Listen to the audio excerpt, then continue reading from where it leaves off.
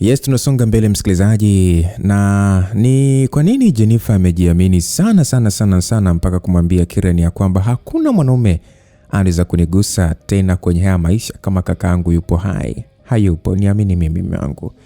Ni maneno ambayo alimwambia Kiran na Kiran alishtuka sana. Kiran akajikuta anasema kwamba unamaanisha? Hapo ndipo tupoishia msikilizaji. Tunasonga mbele. Tayari msafara wa mtoto wa rais umevamiwa.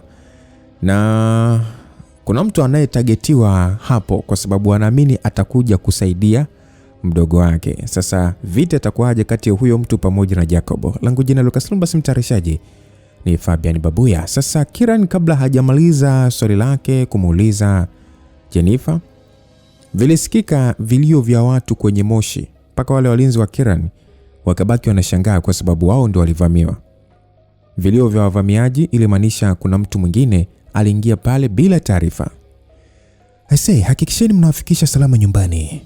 Ilisikika sauti nzito kwa walinzi kutoka kwa mwanaume ambaye walimjua kama kaka yake na Jennifer. Alitokea nyuma ya hiyo gari, akampungia mkono mdogo wake ambaye alitabasamu.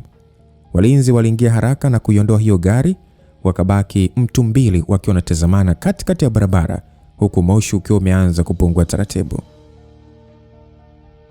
Jacobo alijitoa sadaka kwa ajili ya jambo hilo, kwani alikuwa na lengo moja tu kubwa, kukaa mezani na mwanamume huyo, ila alielewa njia ambayo aliitumia isingekuwa rahisi kwa hao kukaa mezani kuelewana bila kupunguzana viungo kwenye miili yao. Sasa basi, alihesabu hatua 4. Alijigeuza akiwa anazungusha vile visu vyake mikononi kwa nguvu kubwa. Mguu ulitua kwenye lami, ikameguka kidogo. Alizungusha visu vyote kwa pamoja. Akamkosa bwana ule kwenye shingo yake kwa sababu ya uharaka wake ambao alikuwa nao. Alinyanyuka kwa nguvu Jacobo akiwa anazunguka kama mtu anapelekwa mbele. Aliumbia kushoto, akageuka na mguu mmoja upande wa kulia ambao ulikuwa unaenda kutoa kwenye shingo ya yule bwana, lakini aliukaza mkono wake ukatumika kuukingia ule mguu. Sasa Jacobo akatua chini, mguu ukiwa na maumivu kiasi.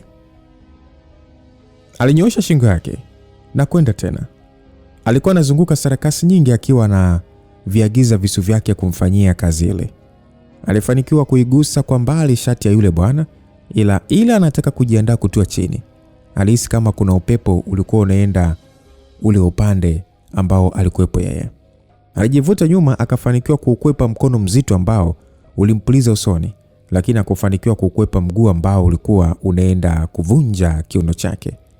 Alijisogeza mbele kidogo, mguu ukatua kwa nyuma, hivyo akapunguza madhara. Sasa ile kuzubaa, alikutana na ngumi mithili ya shoka kifuani, akainamia chini, jambo ambalo hata yeye mwenyewe alijishtukia kwamba amefanya makosa. Ikamlazimu kuinuka haraka, akapigwa kiganja cha shingo. Aliumba mara 2, akahitaji kusimama lakini hali haikuwa sawa. Buti zito lilikuwa linaenda kumvunja shingo yake, akarirukia. Alisogezwa mbele na ule mguu akanyanyuliwa kwa ngumi ya tumbo. Alizunguka na visu vyake kama mara 4 hivi akiwa anamkosa ule bwana, mpaka pale ambapo sasa alishtuka bwana ule akiwa nyuma yake. Aligeuka haraka, akabaki ameganda. Alipigwa kiganja cha shingo, macho akamtoka kama mtu ambaye amelazimishwa kufa. Aliatoa kwa ukubwa, mishipa ya shingo ikiwa imesimama kama mtu ambaye alikuwa ananyongwa na kamba. Hakusimama kwa zaidi ya sekunde 4, akawa anaenda chini, ila bwana huyo sasa alimbeba na kwenda kumpakiza kwenye gari yake ambayo alihifadhi umbali kadhaa kutoka hapo ambapo alikuwepo, kisha akaondoka. Sasa baada ya yeye kuondoka, ilipita nusu saa tu. Ndani ya ile sehemu ambayo yalitokea yale, alionekana ni mtu akiwa na walinzi 2 tu basi. Alikuwa ni mwanamke na kwenye mwili wake alikuwa amevaa gauni jeupe ikiambatana na kofia kike ambayo ilikaa kama pama nyeupe hivi. Alikagua eneo lile na watu ambao walikufa, ila kati ya wale watu ambao walikufa alitambua 2 walikuwa vijana wake, ikiwa na maana ya kwamba ule mpango wa Jacobo kujitoa sadaka ulifanikiwa. Aliwakagua vizuri wale vijana wake na kusikitika, kwani aina ya mtu ambaye walikuwa wanapigana naye alikuwa na nguvu kupitiliza kwa namna walivyokuwa wamekufa. Princess Zaka akatamka kwamba ni muda wa kukutana na mtu wangu sasa. Princess Zaka ndiye aliyetamka hayo maneno akiwataka wale watu wake wawili waweze kuelekea huko ambako walitakiwa kuwepo huko sasa, ambapo wakati huo mmoja akiwa ameshika tablet kubwa mkononi na akiwa anasoma mahali ambako walitakiwa kuwepo.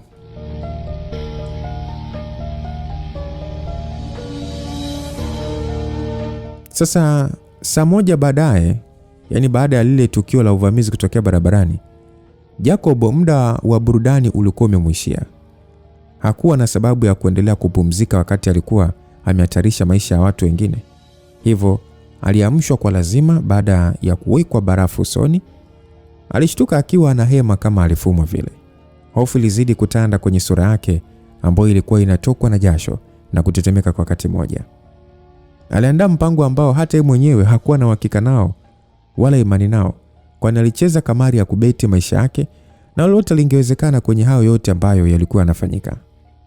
Alikuwa anaangaliana na yule bwana ambaye wao walikuwa na mpango wao, mwanaume ambaye walidai wanamhitaji kwa gharama yoyote kwa ajili ya kufanya naye mazungumzo, kwani bosi wao alidai mtu kama huyo hakutakiwa kuwa adui kwao, bali alipaswa kuwa rafiki, kwani wangekuja kumhitaji kwa siku za mbeleni, hususan kwa aina ya uwezo ambao alionekana kuwa nao.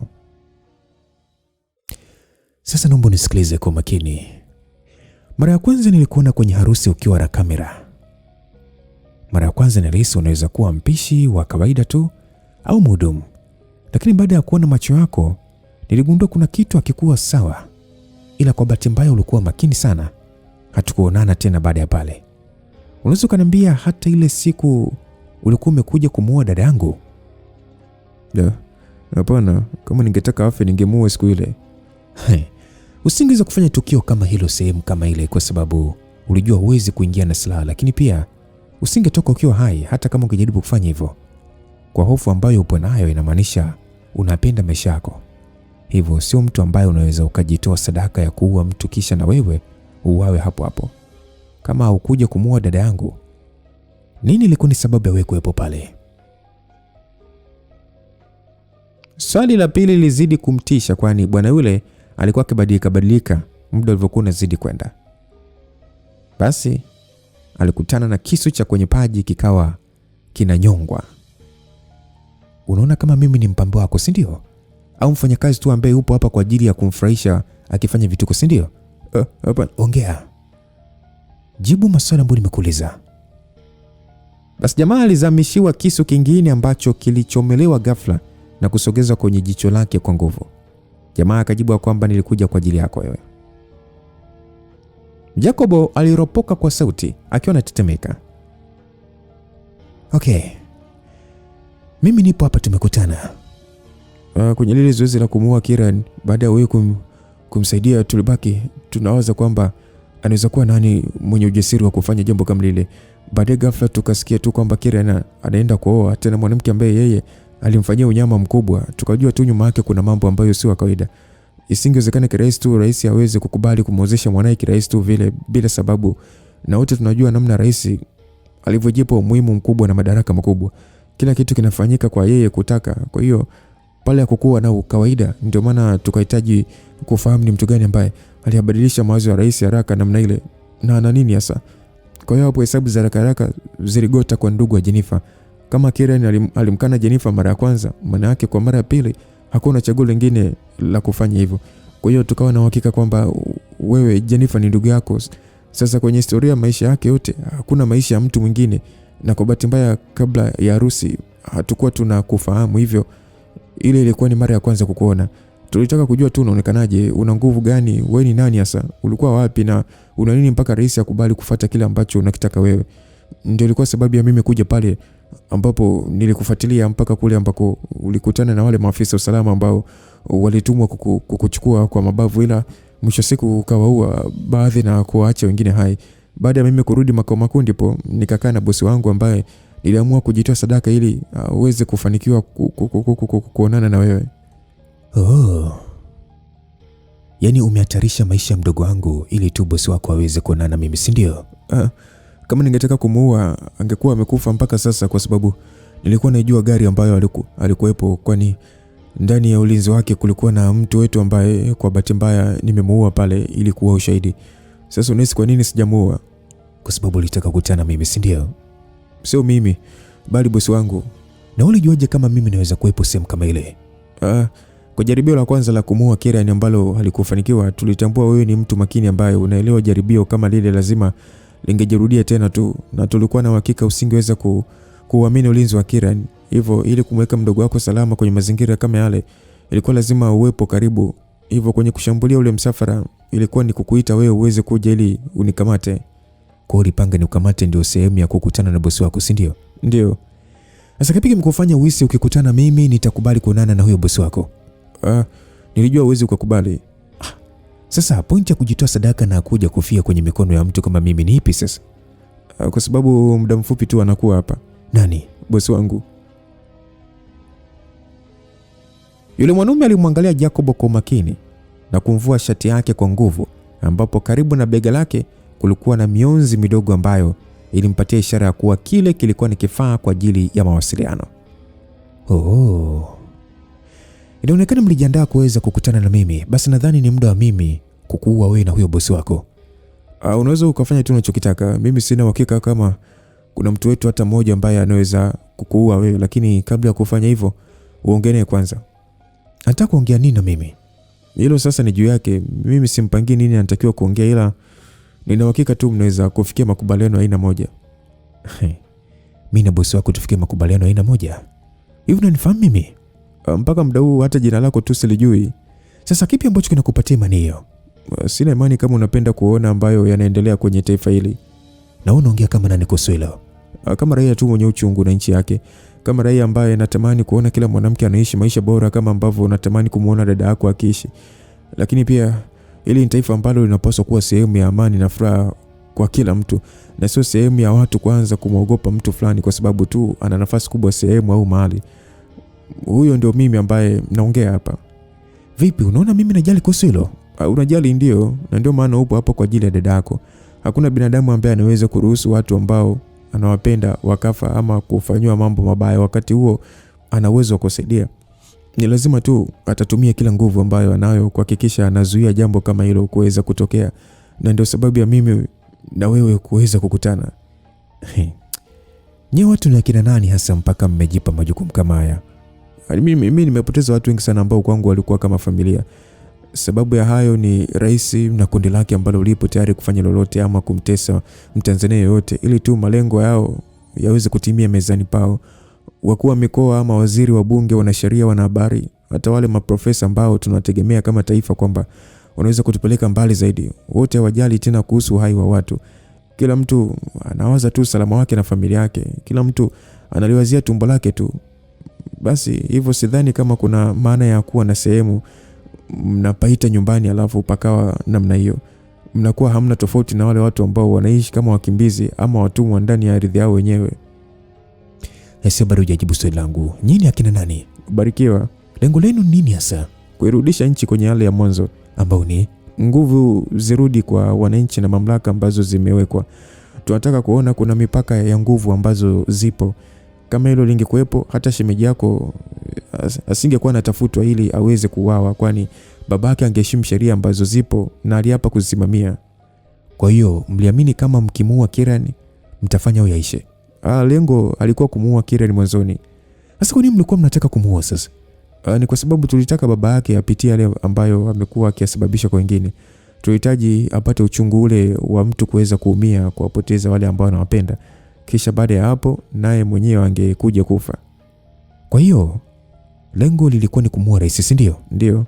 Alafu baada ya hapo kuna watu ambao wameandaliwa kushika nafasi. Na nyie, yani hao watu wameandaliwa na nyie hapo au na nani? Ndio, na sisi. Okay, kipi kimekufanya uhisi mimi sitakuwa sehemu ya kuwapoteza jumla kwenye hii safari yenu ambayo hata sijui mlianza lini? Kwa sababu rais anaenda kukuua wewe na mdogo wako. Msikilizaji, ile kauli ilimfanya kutuliza akili mara mbili. Ili waongee vizuri na bwana ule ambaye alionekana kuwa na hoja kubwa ambayo ilipaswa kupewa sikio kubwa zaidi. Hivi unahisi mimi silitambua hilo? Ndio maana tumekuja kwako. Kwa hiyo mpo hapa kuhitaji msaada wangu, si ndio? Ndio. Mimi usifanyi kazi za ushirika na bado sijaona usika wangu kwenye hili, hivyo nitakuwa wewe na bosi wako. Msikilizaji, kisu kilizungushwa kikaishia kwenye koromelo la Jacobo ambaye alikuwa anameza mate kwa shida huku akiwa anatetemeka. Kukatishwa kwa lile jambo kulisababishwa na upepo mkali na sauti ambayo ilisikika kutoka nje. Ile ndio ilikuwa pona yake. Inaonekana bosi wako amekuja kukusaidia. Ngoja nikutane naye kisha nitakurudia. Usifanye kosa lolote la kumuua. Huyu ndiye tegemeo la Watanzania kwa sasa. Na wewe unaweza kuwa sehemu ya kulifanya taifa hili kuwa sehemu bora ya kuishi. Tunakuhitaji. Jacobo hakujibiwa, bali mwanaume yule alielekea nje kukutana na huyo mwanamke ambaye alikuwa ameenda kukutana naye usiku ule. Hali ya nje ilikuwa na upepo. Hakukuwa na joto kama ilivyokuwa siku zote, hali ambayo ilisababisha utulivu kuwa sehemu nzuri ndani ya nyumba hiyo. Juu ya ukuta wa geti alikuwa amesimama Zahaka mwenyewe, akiwa na mavazi yake meupe, lakini umbali wa hatua kama 10 ndipo alisimama yule bwana ambaye hata jina lake tu kulipata ilikuwa ni mtihani.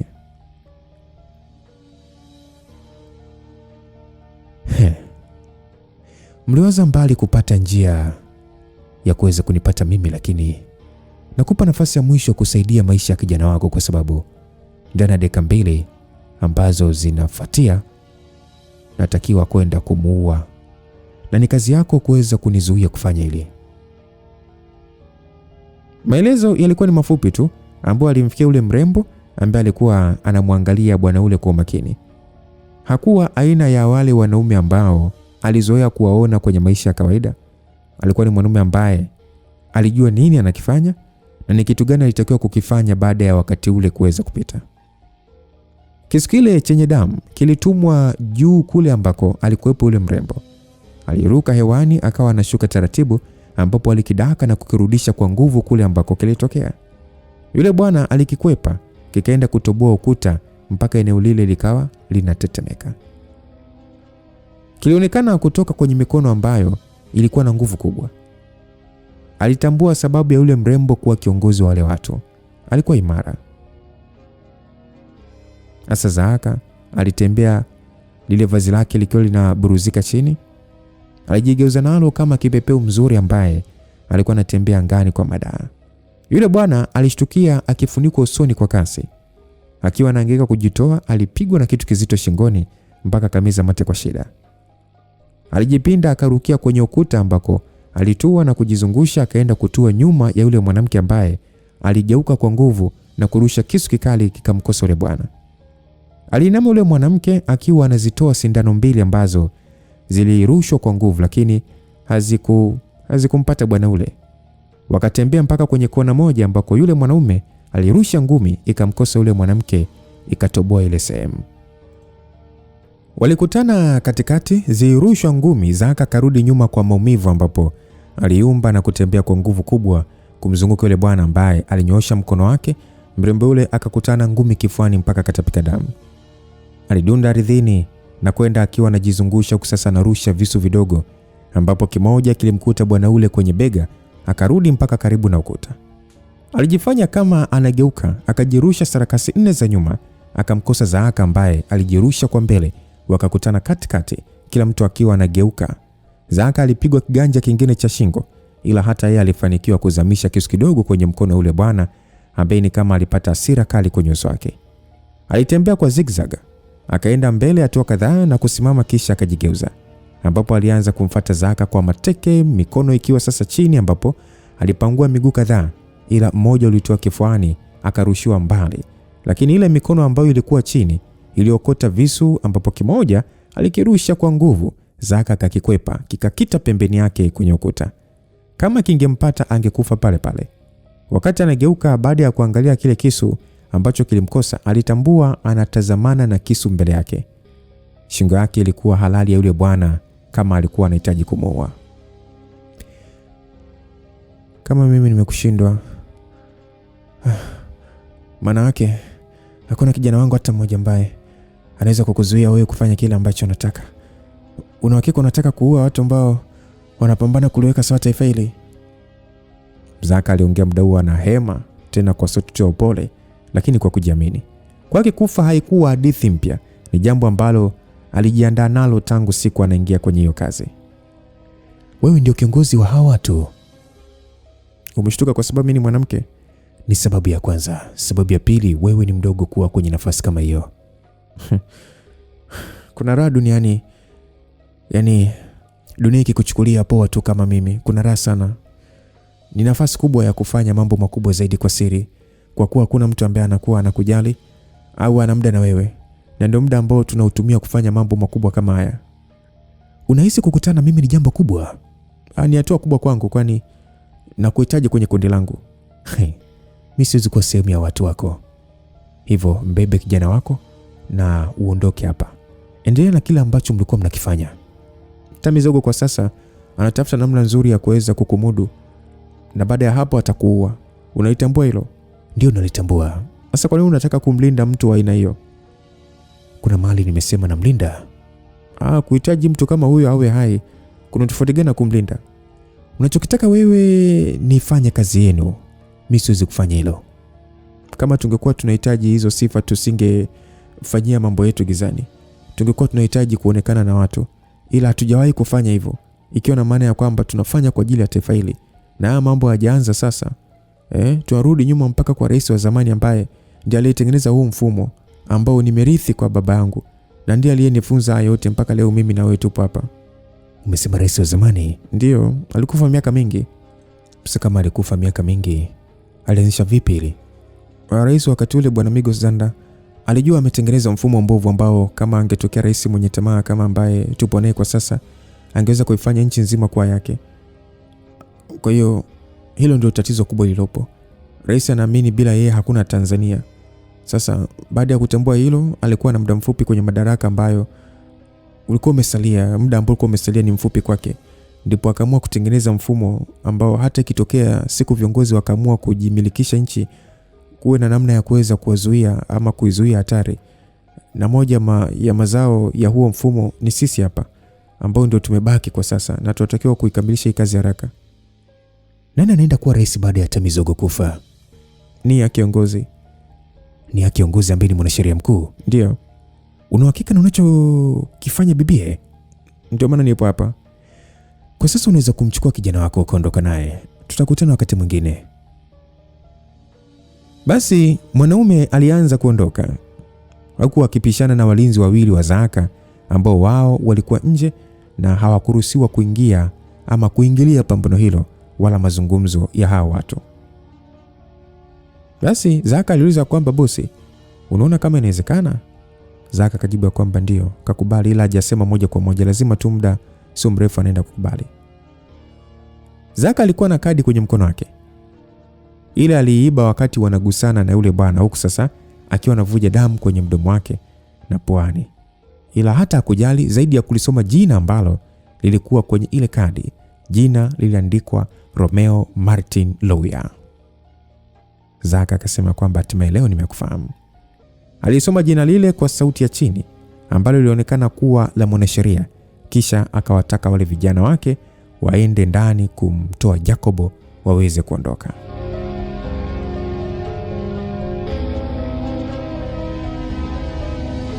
Basi Aliana alikuwa amekaa kwenye kiza mwenyewe kwa masaa 5 bila kuona mtu wala ishara ya mtu yeyote, hali ambayo ilimtia hofu kubwa kwa muda wote huo. Ni sehemu ambayo ilikuwa tulivu mno, hususan wakati wa usiku ambapo alitamani angalau kusikia kama kulikuwa na watu sehemu hiyo, lakini haikuwa hivyo.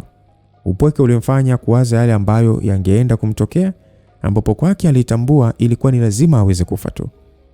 Hakukuwa na namna. Watu wao wangempa nafasi nyingine ya yeye kuweza kuishi, ilikuwa haipo. Na hapo ni baada ya kuwasaliti. So zilipita dakika zingine 40 akili yake ikiwa imechoka. Aliwaza mambo mengi, ila mwisho aliamua kukata tamaa na kusubiri hatima yake tu, ambapo aliombea tu aweze kuuawa haraka ili asipitie maumivu makali kwa wakati huo. Zilisikika hatua za watu kwa mbali na taa zilianza kuwaka kwa fujo.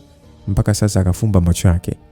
Aliyafumbua muda ambao mlango ulikuwa unafunguliwa, na alipoangalia mbele yake alikuwa anamuona Zahaka mwenyewe ambaye taratibu alifungua mlango. Wawili hao walitazamana kwa muda, huku Ailana hofu ikiwa inazidi kutanda tena ndani yake. Labda nikwambie kitu kimoja. Mimi Zahaka nikiwa binti mdogo wa miaka 12 tu, nilishuhudia babangu akiua kwa upanga wanaume 6 ambao walituvamia pale nyumbani mahali ambapo tulikuwa tunaishi. Ni sehemu ambayo niliipenda, huenda kwa sababu ya mazoea ya kuwepo kwa muda mrefu. Ndio maana kwangu nijihisi amani kuwepo sehemu ile mpaka siku ile ambayo nilishuhudia yale mambo ya kutisha nyumbani pale. Kiukweli nilianza kumwogopa babangu ambaye nilikuwa nikimpenda. Sikuwahi kutambua nina baba mkatili namna ile kwa namna alivyokuwa anaonekana nyumbani. Baada ya ile tukio, babangu alihitaji sisi tuondoke sehemu ile na akatusisitiza kila mtu abebe vitu vya muhimu tena haraka, kwani tusingekuja kurudi tena pale kwenye maisha yetu yote. Sio tu kushtuka, bali nilianza kuogopa, kwani ilionekana babangu alikuwa na maisha mengine ambayo sikuwa nayajua. Nilitarajia mama kupata mshtuko kama wa kwangu, ila haikuwa vile. Bali yeye alionekana kuwa mzoefu wa mambo ambayo alikuwa anaendelea pale. Kwani niliona akimpa moyo baba kwamba kila kitu kitaenda kama ilivyopangwa. Muda ule mimi nilitambua ni mimi tu ambaye sikuwa najua yaliyokuwa yanaendelea. Kwa hiyo tuliondoka ile sehemu na hatukuwahi kurudi tena mpaka hivi ambavyo ninaongea nawe hapa. Ila kama mtoto nilibakia na mambo mengi kwenye kichwa changu. Mambo ambayo yalikuwa yakinisumbua kwa muda mrefu. Na nilipofikisha umri wa miaka 15 ndipo babangu aliniambia natakiwa kujua ukweli. Ilikuwa ni siku yangu ya kwanza kujua kuhusu deep state na siri za nchi ambazo zilikuwa ni ngumu. Na babangu mzazi ndiye alikuwa kiongozi mkuu wa deep state kwa wakati ule. Kumbuka nilikuwa nina miaka 15 tu na nilianza kuwa sehemu ya mambo hayo ya kutisha. Babangu aliniambia kwa wakati ule mambo alianza kuwa mabaya, hivyo imani kwa watu wao ilianza kuisha na alikuwa akihitaji kumtengeneza mtu ambaye angemwamini, na kwa bahati mbaya zaidi hakuwahi kuwa na mtoto wa kiume. Mtoto ambaye alikuwa naye nilikuwa ni mimi tu, binti yake ambaye alikuwa yupo tayari hata kuitoa dunia nzima sadaka kwa ajili yangu. Kwa hiyo babangu mimi alifanya maamuzi magumu sana. Kwa yeye aliona mtu ambaye angeweza kuja kuwa mwaminifu zaidi kwake ni mimi hapa. Na kwa wakati ndipo zilianza kuonekana dalili za watu kuifuta deep state kwa kuua viongozi wake baada ya kugundua ilitengenezwa na serikali kwa lengo la kulinda maslahi ya nchi. Walianza kutafuta kwa siri viongozi wa deep state, na alitambua asingekuwa na muda mrefu wa kuishi, kwani kuna siku watu hao wangekuja kumpata tu na kumuua. Na yeye alikuwa masalia mwisho, na wengine wachache kwenye ule mmoja wao ndo yeye alikuwa amebakia. Kwa hivyo kama angekufa yeye, taasisi nayo ingefia pale pale, na ndipo akaamua kunitengeneza mimi. Kwa alinifundisha uzalendo na historia ya taifa hili, historia ambayo yote ipo kichwani mwangu. Mimi naweza nikakwambia taarifa za kweli na za uongo zote ambazo zimewahi kutengenezwa kwenye nchi hii tangu uhuru, kwa sababu ni sehemu ya maisha yangu. Nikiwa bado mdogo mimi nimekuwa shujaa kwa upande wangu mpaka siku ambayo baba na mama yangu hatimaye wakaja kuuawa nikiwa na miaka 18 tu. Kwa hiyo nikiwa na umri huo tayari nilikuwa ndiye kiongozi mkuu wa deep state. Hii ndio sababu kwenye wale watu watatu ambao walifanikiwa kubaki kati ya wale 5 ambao mmoja wao alitaka kumuua leo, mmoja ni moja ya sehemu kubwa ya deep state. Na ndiye ambaye anahitaji awe makamu wa rais wa nchi hii, kwa sababu tunajua historia ya wapi tumetoka na wapi tunatakiwa kwenda. Hawa watu kwa sasa wao wanahisi deep state ipo chini yao kwa sababu wao wana maofisi na wana dola kwenye mkono wao, ila hawatambui kwamba deep state kwa sisi ni itikadi, sio majengo. Ni kile ambacho kinaishi kwenye moyo wako. Hivyo nitahakikisha hii taasisi haifi kama ambavyo wengi wanataka, kwani inaonekana kama ni kivuli tu kipo kwa sababu ya kuwalinda hawa washenzi, bali mimi nahitaji tumike kwa ajili ya maslahi ya taifa na wananchi kwa jumla. Ndio maana siwezi kuacha ikafa, nitailinda. Sasa kwenye mimi kwa kiongozi tena nikiwa mdogo, kuna baadhi ya watu hawakuwahi kufurahishwa huko nyuma. Walihisi nipo kwenye nafasi hii kwa sababu baba yangu alikuwa kiongozi, ila hawakujua kwamba ilichukua zaidi ya miaka 3 mimi kupikwa kila saa kwa masaa 24 ya siku nzima mpaka nafikia hapa. Ndio maana mimi nikawa mkuu wao. Wakati ambao tulitakiwa kuwa wamoja, wao wakaanza kuanza kuniangusha na kuniua, ila mwisho wa siku wao ndio walikufa kwa sababu niliwaua wote nikiwa na miaka 20. Hiyo miaka yote nilikuwa nafundishwa mambo mengi, ikiwepo siasa. Nilikuwa nakodiwa watu mbalimbali kutoka pembe zote za dunia kwa ajili ya mazoezi makali, ila watu hao hawakuwahi kujua mimi ni nani. Walikuwa wanaambiwa tu ni binti tu ambaye napambana kujilinda kwenye huu ulimwengu wa kishenzi, ili nisije kuwa mnyonge baadaye na kutumika kama chombo cha starehe cha watu. Kwa hiyo nilihakikisha nakuwa imara. Mara chache ukiwa mwanamke watu wanaweza kukuheshimu ukiwa kwenye nafasi kubwa kama yeye, labda uwe imara na ufanye mambo makubwa. Kwa hiyo mimi nilikuwa imara sana. Nikahakikisha hakuna kijana wangu hata mmoja ambaye anaweza kusimama na mimi na akashinda kwenye pambano la aina yote. Lakini pia nikajipatia sharti la kutokubali kuonana nao mpaka pale ambapo ingelazimu, ndipo ningekutana na wachache ili kutokuja kuleta taharuki, hususan wengi wakitambua mimi ni binti tena mdogo tu ndiye ambaye naongoza. Sasa Ilana, mimi niliua watu wangu mwenyewe kwa sababu walinisaliti.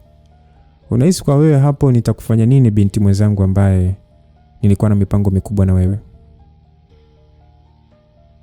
Baada ya Zaka kuongea hayo yote, msikilizaji, Ilana akajibu ya kwamba kwa maelezo ambayo umenipatia hapa inaonyesha hakuna namna unaweza kunisamehe. Jambo pekee ambalo naliomba kwako ni kuniua kifo cha haraka. Ilana, mimi sijali kuhusu kukata kwako tamaa. Jacob amenipa maelezo yako yote ambayo umemsimulia ili niweze kuelewa vizuri, ila nitaka kusikia kutoka kwako. Kwa nini ulitambua kiongozi wako ni mwanamke na haukuwahi kulifikisha popote? Ilana akajibu ya kwamba kwa sababu najua ambacho nakifanya ni kwa ajili ya hili taifa. Natambua na mipango mikubwa, ndio maana hawa watu mimi niliwahi kuambia kwamba simjui bosi ni nani. Hivyo mpaka leo huwa wanategemea nitawarejeshia majibu yao. Zaka kauliza kwamba kwa hiyo wanasubiri wanifahamu mimi ndipo waanze kuua watu wangu ambao wanaweza kuwafikia, si ndio? Ilana akajibu ndio. Zaka akasema kwa nini hukutaka sasa msaada kwa ajili ya mdogo wako? Ilana akajibu, vaa viatu vyangu, kama wewe ndio ungekuwa mimi, mdogo wako anaenda kuuawa, ungechukua uamuzi gani? Zaka akajibu, mimi kwani huo una ripoti kwa nani? Ilana akajibu ya kwamba kuna mtu mmoja ambaye simfahamu kwa sababu kila siku huwa anakuja akiwa amevalia kitambo usoni. Zaka akajibu, ni mtu wa rais? Ilana akajibu sidhani. Zaka akajibu ya kwamba kwa nini unahisi hivyo sasa? Ilana akajibu, kwa haya ambayo yanaendelea, kama angekuwa mtu wa rais nadhani ningejua tu. Rais anaonekana mambo mengi hajui na wenzake wanamficha. Yaani hapo unamaanisha nini, akina nani yani? Ilana akasema nadhani hawa ni watu wa Stannis Madiga ambaye anadaiwa kuwa ndiye ameshikilia deep state kwa sasa na ndiye mwenye maamuzi ya mwisho juu ya kila kitu kwenye taifa hili. Zaka akasema kwamba kwa hiyo wanajua mpaka yalipo makazi yetu, si ndio? Ilana akajibu ndio. Zaka akasema unahisi wanaweza kuvamia hivi karibuni? Ilana akasema sina uhakika na hilo kwa sababu sijui. Huenda wanaogopa wakivamia kwa sasa hawatakupata tena, hivyo huwa wanavizia mpaka siku ambayo watafanikiwa kukupata ndipo wateketeze sehemu ile. Okay. Sawa, vizuri. Unajua kwa maisha yangu mimi huwa inatokea mara chache sana mimi nawasamea watu ambao wamewahi kunisaliti na kuhatarisha maisha ya watu wengi, lakini leo nitakuacha uendelee na maisha yako Ilana. Wewe ni msaliti kwangu na kwa watu wangu, ila naelewa maisha ya mwanamke hayajawahi kuwa marahisi hapa duniani. Kuna muda unakubali kutumia hata mwili wako ili mambo yaweze kwenda, lakini kabla sijakuacha uende nahitaji jambo moja kutoka kwako ambalo inabidi liishe leo. Na baada ya hapo nitakuacha uende mahali ambapo unataka kwenye dunia. Na nitakupatia milioni 250 ya kwenda kuanza maisha.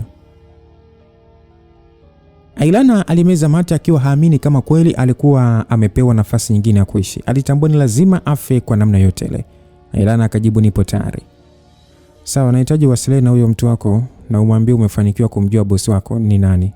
Hivyo inabidi mkutane ili uweze kumpatia hizo taarifa, na sehemu ambayo mnatakiwa kukutana inatakiwa kuwa siri nzito, hata watu wake wasijue, kwani kunaweza kuwa na wasaliti ndani yake.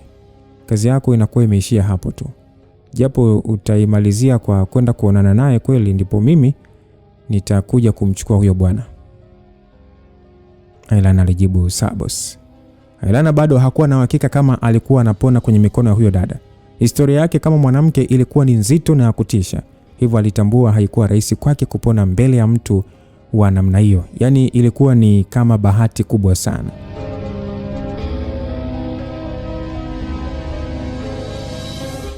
Mida ya saa 9 usiku, Ailana alikuwa ametulia sehemu ya garage kwa dakika 30 bila mtu wake kuweza kufika. Aliangalia saa yake na kuanza kuhisi huenda mtu huyo alikuwa ameshtukia kuhusu kuitwa kwake ghafla tena sehemu kama hiyo, mpaka kwa sasa amekata tamaa juu ya jambo ambalo alitakiwa kulifanya hapo. Aliangalia tena saa yake, muda ukawa unazidi kupotea mno, na muda sio mrefu kungeenda kupambazuka. Akiwa anaelekea kukata tamaa juu ya uwepo wake, ndipo alishtuka baada ya kuhisi kuna hatua za mtu ambaye alikuwa anasogea mahali ambapo yeye alikuwepo. Hivyo kamlazimu yeye kugeuka taratibu, ndipo akamwona bwana ule akiwa kwenye mavazi yale yale ambayo alikuwa amezoea kumwona nayo. Sasa yule jamaa akasema kwamba ulioniambia ni ya kweli ama ulikuwa unanisumbua tu usiku huu? Ailana akajibu ya kwamba kuna siku ambayo mimi nimekupa taarifa ya kukusumbua. Yule jamaa akasema basi haina haja kupoteza muda, nipatie ambacho umenitia hapa. Ailana akasema haya sio makubaliano yetu, nakupa hii na wewe unanipatia mdogo wangu. Jamaa akasema kwamba mimi siwezi mpaka nihakikishe kilichopo ndani ni cha kweli, na hilo ni mpaka nithibitishe kama ni kweli, inaweza kuchukua masaa kadhaa. Ailana akasema basi siku ukiwa tayari utaniambia. Fanya haraka kabla ya hawa watu kushtuka, kwani wakishtuka wataniua na hautakuja kupata hizi taarifa ambazo najua unazihangaikia ili tu kuweza kuwafurahisha mabosi zako. Ailana hakutaka kuonekana anabembeleza, akaanza kuondoka. Yule bwana akasema wewe msubiri kwanza. Yule bwana aliongea kwa sauti yake nzito akasema kwamba ni jina au kuna taarifa zaidi ya hizo. Ailana akasema ni flashi, hivyo unaweza kuhakikisha kwenye simu hapa, lakini kabla hilo nataka kujua mdogo wangu yuko wapi. Asole bwana alitoa karatasi mkononi, lakini alihitaji Ailana ampatie kwanza ile flashi aweze kuhakikisha kwanza kama ilikuwa ni kweli. Aliunganisha kwenye simu yake na kuona picha ya mwanamke mrembo ambaye kwa pembeni yake picha yake ilikuwa imeandikwa jina Princess Zaka. Bwana yule alishikwa na ghadhabu na kumgeukia Ailana. Yule jamaa akasema kwamba ndio upuzi gani unaniletea? Tukubaliana unatakiwa kunipatia jina la kiongozi wa hawa watu na taarifa zake. Sasa mbona unaletea picha za hawa malaya tu ambao wanajiuza? Ailana akajibu ya kwamba ni kwa sababu umeona sura ya mwanamke mrembo ndio maana hutaki kuamini kama ndiye kiongozi. Au utarajia sura ngumu ya mwanaume mzee ndipo ujue mhusika ndio yeye? Yule bwana akasema bibie, unajua kabisa hili linanifanya naenda kumuua mdogo wako na hutakuja kumuona tena. Ailana akasema kama utakuwa na hiyo bahati ya kutoka hapo ukiwa hai sawa. Jamaa alishtuka akasema unamaanisha nini? Bwana yule ni kama alianza kuwa na wasiwasi kutokana na maelezo ya Ailana, kwani hakuwa anabembeleza tena bali alionekana kujiamini kwa wakati ule. Ailana akasema kwamba anamaanisha huyo ambaye wewe unamuita mrembo anayejiuza ndiye ambaye amekuja kuongea na wewe leo hii na ndiye kiongozi mwenyewe wa hao watu ambaye mmetumia miaka na gharama kubwa sana kuweza kumfahamu. Kwa hiyo kama unahisi mimi nilikuwa na kupakia poda hapa kwa kudanganya, ngoja jione mwenyewe kwa sababu tayari amefika. Bwana yule alianza kuhisi vibaya. Taarifa zilisafiri haraka kwenye ubongo wake kwamba alikuwa ameuzwa, japo hakuwa na wasiwasi kama ambaye angekuja hapo alikuwa ni mwanamke kweli. Alitaka kumfuata Ailana kwa hasira, ambaye alikuwa anasogea nyuma kwa sababu alitambua kabisa hamwezi bwana huyo. Ila alisita baada ya upepo kuanza kuvuma kutokea upande wa pili, ndipo naye akageuka. Juu ya gari moja kubwa ambalo lilionekana kutelekezwa, alimuona malaika mmoja akiwa amependeza kwenye vazi jeupe. Mwanga wa umeme ulimfanya kumuona vizuri tu, ndipo akainamia kwenye ile simu kuangalia sura ambayo ilikuwa mle kama ndio ya yule mrembo aliyekuwa mbele yake, ama baada ya sekunde 5 tu alihakikisha kwamba ndiye mwenyewe. Yule jamaa akasema kwamba kumbe ni kweli ndiye yeye. Imekuwaje watu ambao wanaogopwa na kuheshimika kama hawa wanaongozwa na mwanamke, tena binti mdogo tu kama huyo? Jamaa aliongea kwa tabasamu kwa sababu karata yake ya ushindi alikuwa anaiangalia mbele yake, lakini alisahau kwamba alipewa tahadhari na Ailana kwamba alitakiwa kuangalia kama alikuwa na bahati ya kutosha kutoka pale akiwa mzima wa afya. Asa jamaa akauliza kwamba kivipi binti kama wewe uwe ndiye kiongozi wa hawa watu? Akajibiwa kwamba kwa sababu leo utanipa majibu ya maswali yangu yote ambayo ninahitaji. Sasa yule bwana alipishana na kisu kidogo ambacho kilimbaraza kidogo kwenye shavu lake. Alivuta bastola yake na kuibamiza kwenye mguu wake kuikoki, Aliachia risasi, ila alipoinua uso wake alitambua mtu hakuwepo ile sehemu. Hiyo risasi ilienda kupiga kwenye ukuta. Alihisi mtu anakuja kwa nyuma yake, ikamlazimu sasa kuzunguka kwa nguvu akiwa anachia risasi, ila alipishana naye tena. Alihisi shingo ni kama inamwasha hivi. Alijigusa na kukutana na damu. Alikuwa ameonjwa na kisu kidogo sehemu ile. Alitupa ile bastola baada ya risasi zote kuisha. Alizunguka kwa mabuti yote mawili akiwa anajiviringisha kama tairi. Mguu wake ulifanikiwa kuligusa lile vazi jeupe. Zaka naye alijivutia kwa ule bwana na kumshushia ngumi ya shingo ile sehemu ambayo alikuwa amemkata nayo, kisha akarudi nyuma na kujigeuza kwa sarakasi, ambapo bwana yule alipojaribu kujiweka sawa alipigwa mguu wa kwenye kidevu, akashuka na kushika ardhi kwa mkono wake mmoja, kisha akajiviringisha kusimama wima. Alitoa visu viwili kiunoni, alianza kuzunguka navyo kwa nguvu kwenda kwa Zahaka, hali ambayo ilimlazimu sasa mrembo ule kurudi nyuma haraka mpaka mguu wake mmoja aliporushia kwa nyuma ukanasa kwenye gari. Alimsubiria bwana ule aweze kujigeuza, akajifanya kama sasa anamfuata, kisha akajigeuzia kwa nyuma na kwenda kusimama nyuma yake. Yule bwana aligeuka, lakini alitambua mkono wake mmoja unamuuma. Alikuwa amecharangwa na kisu pale, ndipo akatambua kwamba lile gauni la yule mwanamke lilikuwa ni ghala la kuhifadhia silaha ndani yake. Alipigwa viganja vya kwenye masikio, akabaki anahaa tu ili aweze kusikia tena, maana kwa muda ule alikuwa akisikia ni kama mwangwe tu. Alijirusha kwenda kwa Zaka, ila alishuka chini na kujibamiza kwa nguvu mpaka yeye mwenyewe akabaki anashangaa imekwaje. Alijaribu kunyanyuka ila ilishindikana, ndipo akatambua shingo yake ilitobolewa na sindano mbili za ganzi ambazo zilifanya mwili wake kushika ganzi kwa muda na akawa hana uwezo wa kufanya lolote. Haidumu kwa sekunde 10 tu akalala. Sasa walijitokeza wanaume wawili wakambeba na kuondoka naye wakiwa sasa wameongozana na Ilana. Maumivu ndio yalimtoa kwenye sherehe ya usingizi ya muda. Alikurupuka, goti lake likiwa kama linawaka moto. Alipiga kelele za kuomba msaada, ila hakuwa sehemu sahihi ya kuweza kupata msaada kwa wakati ule. Mbele yake alisimama mwanamke mrembo ambaye umbo lake lilikuwa limejigawa vizuri mno. Alivaa traki nyepesi tu na kitopu juu kidogo tu ambacho kiliuchora mwili wake vyema. Kama ungekutana naye njiani, huenda ukijaribu bahati ya kuweza kutaka kulala naye angalau mara moja tu kwenye maisha yako ili ujisafishie nuksi za mwili wako. Nywele aliziachia, hivyo akawa ni kama mwanamke wa kufikirika, lakini ndiye ambaye alishika shoka ndogo ya chuma kwenye mkono wake, shoka ambayo ilitumika kulivunja goti la yule bwana ambaye kwa muda ule alikuwa analia tu akihitaji kusamehewa. Vipi, unahisi maumivu sana? Unajua kuna faida kubwa sana kwenye kuchukuliwa poa. Watu wengi wakikutazama wanaona huyu ni nyanya tu ya kusagwa.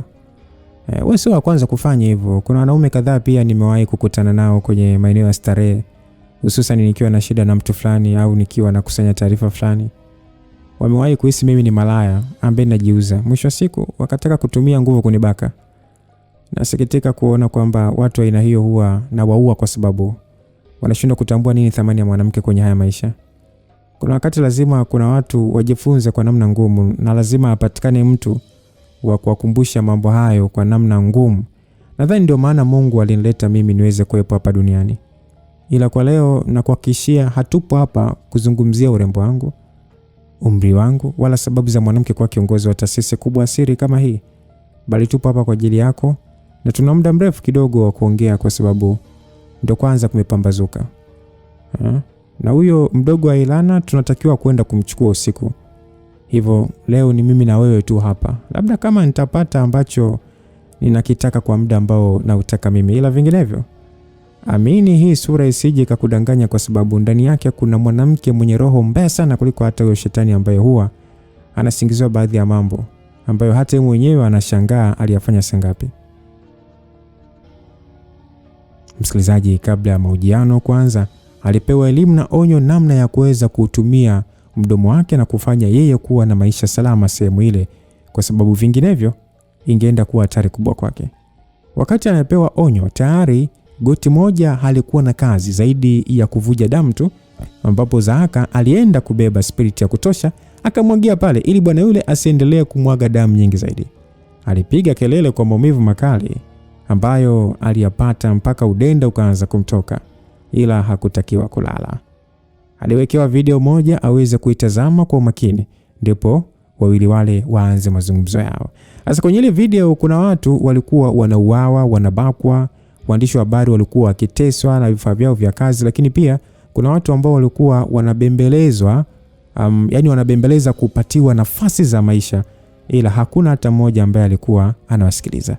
Zile kelele za wale watu ambao wengi wao walikuwa walala hoi na maskini, hakuna hata mmoja ambaye alizijali.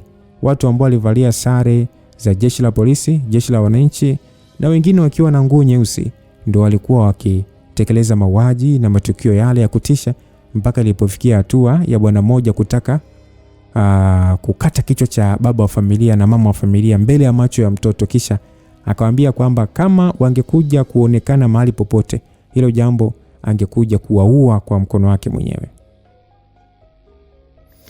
Unaona watu kwenye video au wengi ambao umeona wanauawa, wale ambao wamebakwa na wale ambao wameteswa na kufanywa ushenzi ila wakaachwa hai, walikuwa wanategemea kulindwa na hawa watu ambao wamewafanyia hayo. Fikiria taifa linawategemea askari polisi, wanajeshi na hata usalama wa taifa kwa ajili ya usalama wa maisha yao, lakini ndio hao ambao ndio kwanza wanahusika kuweza kuwateketeza na kuwafanya kukosa sehemu nyingine ya kwenda.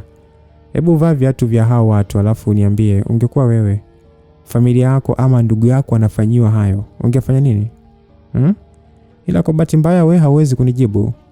Ila kwa kuwa wewe mwenyewe ni sehemu ya hawa watu ambao wanayafanya haya, hivyo hauna namna zaidi ya kuwalinda waajiri wako. Najua huenda wanaweza kuwa na sababu ya kusema tunafuata amri za wakubwa, ila mimi sina imani kama wakubwa zao pia wanawatuma kubaka huko mitaani. Hata ingekuwa hivyo, bado walikuwa na nafasi ya kukana kwamba hii sio sawa. Sisi hatuwezi kufanya kama ambavyo ipo kwako wewe. Wewe najua sio kibaka tu wa mtaani kama ambavyo baadhi ya watu wanaweza kuhisi na kuamini kuwa huenda wewe ni muuaji tu. Mimi natambua wewe ni afisa usalama wa taifa ambaye uliamua kuikana kazi yako na kuamua kulitumikia tumbo lako na kuwafurahisha wale ambao wanakulipa. Lakini kumbuka hao watu ambao unawaua wewe ndio ambao wanafanya wewe unalipwa. Ni hao ambao wakilalamika, rais anakuja kuwadhihaki hadharani. Rais anajitokeza na kujeli vifo vya watu. Unahisi kama taifa tunahitaji kuwa na rais wa namna gani? Wewe hapa leo lazima utakufa. Ila utakufaje? Hilo utaamua wewe. Kwa hiyo wakati ambao unakuwa unafikiria utakufaje au utaishi vipi, ni vyema zaidi kama ukianza kunipa maelezo ya kutosha kwamba wewe ni nani.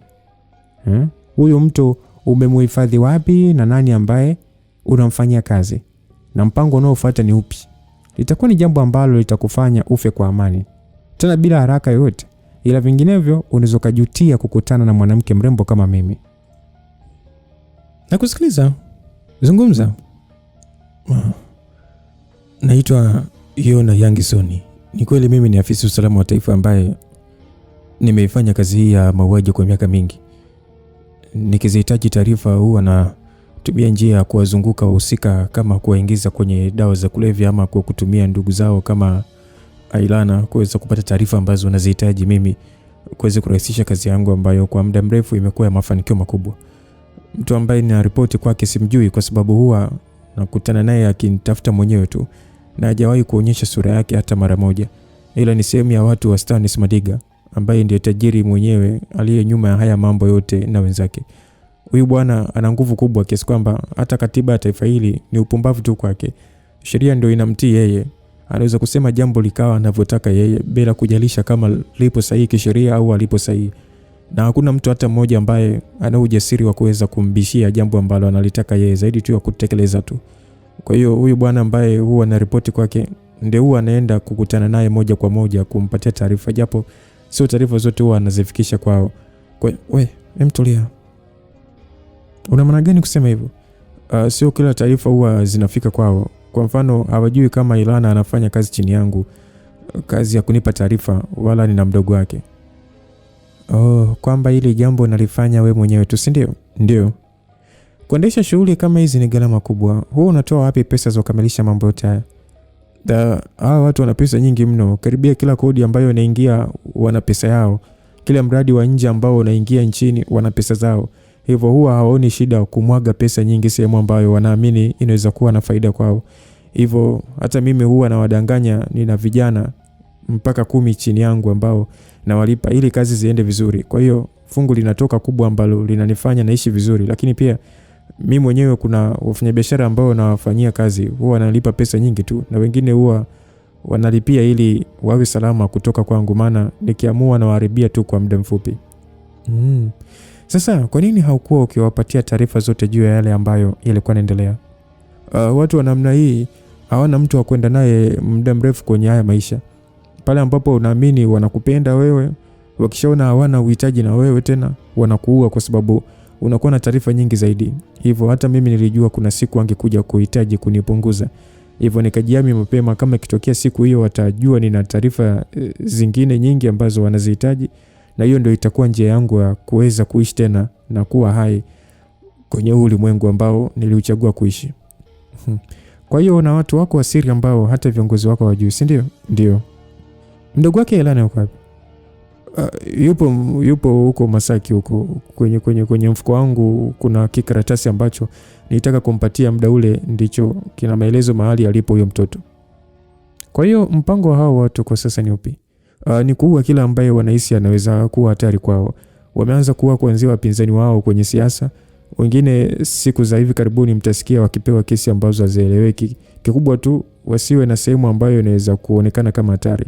Lengo lao kubwa ni kuwapata wale watatu ambao majina yao hajulikani, na kwa wao wanaamini wale watatu mmoja wao ndiye bosi. Wanyie hawajawahi kujua kama bosi ni mwanamke, na anashangaa huyo binti hajawahi kunipatia taarifa mpaka leo hii. Okay. Kwa hiyo ni kitu gani ambacho wanakijua? Makao yenu makuu wanajua alipo. Kwa nini hawajavamia? Hawezi kuvamia bila kuwa na hayo majina matatu, kwa sababu wanaogopa watawaamsha, ila siku ambayo watafanikiwa kuyapata hayo majina lazima ile sehemu wataiteketeza tu. Na kuhusu mitandaoni, kwa sasa wanajiandaa kuanzisha kampeni ya kuwapumbaza watu waamini kwamba kuna magaidi ambao wanataka kuharibu amani ya nchi kwa kuchochea vita, na baada ya hapo watakuwa wamehalalisha mauaji, kwani watakuwa wanaua watu kwa mgongo wa kudai ni magaidi ambao wanahamasisha vita. Waandishi wa habari, waandishi wa vitabu, viongozi wa vyama vya upinzani, wasomi wakubwa ambao wapo kinyume nao, na wananchi ambao wataanza kupewa sauti, hilo ndilo kundi ambalo wana hasira nalo, hivyo watatumia kila namna kuweza kuliangusha na kulinyamazisha ili mambo yao yaendelee kama kawaida. Sawa, umechagua njia sahihi ya kuweza kufa kirahisi. Ona. Hapana. Shoka msikilizaji lilitua kwenye kichwa kisha likazungushwa kwenye shingo. Ailana alikuwa nje kwenye kioo akiwa anashuhudia ule ukatili, japo hakuhusika katika hayo mazungumzo, yani hakusikia hata neno moja juu ya kile ambacho kiliongelewa mle ndani. Zahaka alikuwa mwanamke mrembo kwa kumtazama usoni, ila alikuwa ni mwanamke mkatili kuliko alivyokuwa anaonekana. Kwa kiongozi tena akiwa na umri mdogo kulimfanya kujua namna ya kubeba majukumu makubwa na kufanya maamuzi mazito mapema zaidi kwenye maisha yake, hivyo kuua ilikuwa ni sehemu ya maisha yake. Sasa watu walichoka na yale ambayo yalikuwa yanaendelea kwenye taifa lao. Walijikusanya vijana 100 na kutengeneza kundi la Sisi ni Taifa la Kesho. Vijana hao walianza kama utani tu, lakini kadri muda ulivyokuwa unazidi kwenda ndivyo walizidi kupandikiza hasira kwa watu wengine. Vijana hao walikuwa wakilalamikia mifumo mibovu ya nchi. Walihitaji taifa libadilishwe kwa kubadilisha viongozi ambao walikuwa na uchungu na taifa lao, sio tu wale ambao walikuwa wanajali matumbo yao, na wale ambao walikuwa wanawapenda. Vijana hao waliamini ya kwamba uzalendo ndio ulikuwa unatengeneza viongozi bora, na ubora wa viongozi haukuwa sehemu za kufanya mazuri tu, bali kuwajibika kwenye yale ambayo yalikuwa yanatokea. Sasa ile hali yao iliwafanya watu kujigawa pande mbili. Kuna watu ambao waliamini ya vijana wale walitakiwa kuungwa mkono kwa ujasiri wao ule wa kwenda hadharani kwa ajili ya kuyasema yale ambayo yalikuwa yakiendelea kwenye taifa lao, na yalikuwa yanaliweka taifa sehemu ambayo ni sehemu mbaya. Lakini wakati ule ule kuna kundi la watu pia ambalo lilikuwa likiwapinga kwa sababu walidai wale watu wangevuruga amani yao. Basi mazungumzo yalisikika kusema ya kwamba ni kwa sababu tu tupo kwenye taifa la watu wapumbavu, lakini vinginevyo hao watoto walitakiwa kuungwa mkono na kila mtu. wanafanya mambo ambayo yamewashinda wakubwa na wasomi ambao taifa limekuwa likiwategemea kwa muda mrefu.